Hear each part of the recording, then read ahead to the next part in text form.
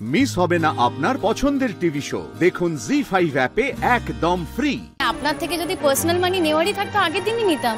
আপনাকে তো বলেইছি দাদা যে আমরা এইভাবে কারোর কাছ থেকে হাত পেতে টাকা নেব না, সম্মানের সাথে টাকা নেব। ও গান গাইবে, সম্মানের সাথে আপনারা টাকা দেবেন। আপনারা প্লিজ ভুলে যাবেন না তীর্থ চ্যাটার্জির স্ত্রী, আপনারা ভুলে যাচ্ছেন সেই কথাটা। আর আপনারা কিন্তু তীর্থ চ্যাটার্জির কাছে নানানভাবে অব্লিগেটেড। আপনাদের তো সাহায্য করেছে একটা সময়, সেটা কি করে ভুলে যাচ্ছেন? আর আমরা কি চাইছি বলুন তো দাদা? আমরা তো বেশি কিছু চাইছি না।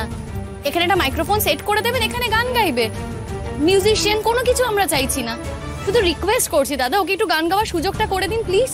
দেখুন টাকা পয়সা আমাদের প্রয়োজন ঠিকই, কিন্তু ব্যাপারটা শুধু টাকা পয়সা নয় দাদা। একটু বোঝার চেষ্টা করুন, একবার ওকে দেখুন। ও কি মনে করে জানেন তো? ও মনে করে যে ও গাইলে ওর হাজবেন্ড সুস্থ হয়ে যাবে। ওর সেন্টিমেন্টের ব্যাপার দাদা, প্লিজ একটু বোঝার চেষ্টা করুন। দেখুন না, এমনি এমনি তো এখানে গাইতে পারে না কেউ, ঢুকতেও পারে না। একটা রেফারেন্সের দরকার, সেই রেফারেন্সটাই আমি। কিন্তু ওরা তো আমাকে চাপটা দেবে, ওরা আমাকে তখন বলবে যে আমরা তো আপনাকে সবটা বলেছিলাম, তারপরে কেন ওনাকে দিয়ে গানটা গাওয়ালেন তখন? কিন্তু হলে তো গাওয়াচ্ছেন। हाँ भाई, तो वो तो बाहर गाइबे, এখানে তো ज्यादा क्यों नोटिस भी করবে না, है ना? और देखिए ना, एक ही गाने की तो बात है, 2-4 मिनट ही तो লাগবে, थोड़ा एडजस्ट कीजिए ना। ঠিক আছে, কি আর করা, আপনারা গানটা গিয়ে চলে যান। যা বলার আমি বলবো, যা করার আমি করবো, কথাটা তো আমাকেই শুনতে হবে। নিন, তাড়াতাড়ি করবেন। দাদা এত অসম্মানজনক ভাবে কথা বলবেন না। ও কিন্তু গানটা ভালোই গায়। ওর গানটা কি আপনারা শুনেছেন যে এই কথাটা বলছেন? ও কিন্তু সম্মান রাখার মতো করেই গানটা গায়। আমাদের টপ লেভেলের যে সিঙ্গার তিনি এসে গেছেন, এখন সবাই তাকে নিয়ে ব্যস্ত। এখন যদি তিনি শোনেন যে বাইরে থেকে কেউ গান গাইছে, তাহলে তো প্রবলেম হয়ে যাবে। তিনি তো রিঅ্যাক্ট করে চলে যেতে পারেন। কেন রিঅ্যাক্ট করবে বলুন তো?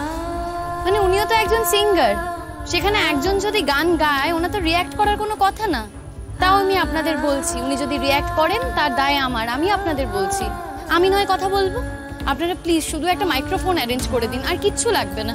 অর্থাৎ আপনারা কথাই শুনবেন না, তাই তো?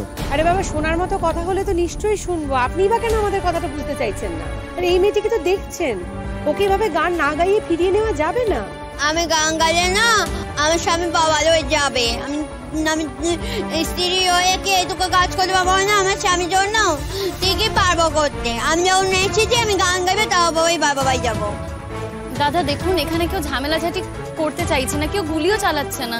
ও বেচারি একটু গান গাইতে চাইছে, এইটুকু একটু ব্যবস্থা করে দিন। আর আপনাদের যে সিঙ্গার আছে, উনি তো কেন বিরক্ত হবে বলুন তো? উনি তো একজন সিঙ্গার, ওনারও নিশ্চয়ই ওর গান ভালো লাগবে। দেখুন যা ব্যবস্থা করে তাড়াতাড়ি করুন, এখন লোক কম আছে। এরপর লোক বেশি হয়ে গেলে আপনারাই বলবেন যে আপনারা সুযোগ দিতে পারবেন না। সেই জায়গা থেকেই বলছি দাদা, প্লিজ দাদা একটু দেখুন না যদি কিছু করা যায়। ঠিক আছে, অপেক্ষা করুন আপনারা, আমি দেখছি। হ্যাঁ প্লিজ দেখুন কি করা যায়। চিরকৃতজ্ঞ থাকবো দাদা।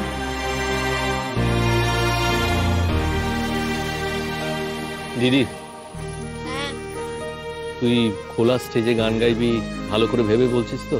হ্যাঁ, আমি বাবার কি আছে, আবার আমি যেখানে পারবো সেখানে গান গাইবো। হ্যাঁ, আমার স্বামীকে এখন সুস্থ করে তুলতে হবে, এইটাই আমার একমাত্র উদ্দেশ্য এখন। হ্যাঁ, আমি তো স্যার চাই তো আমি গান গাই, ভালোভাবে সুন্দর করে গান করি।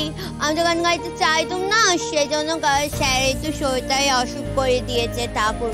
আমি ভালো করে গান গাইলে আবার স্যার সুস্থ হয়ে যাবে, আমি জানি। জি5 ডাউনলোড করুন আর সব এপিসোড দেখুন একদম ফ্রি।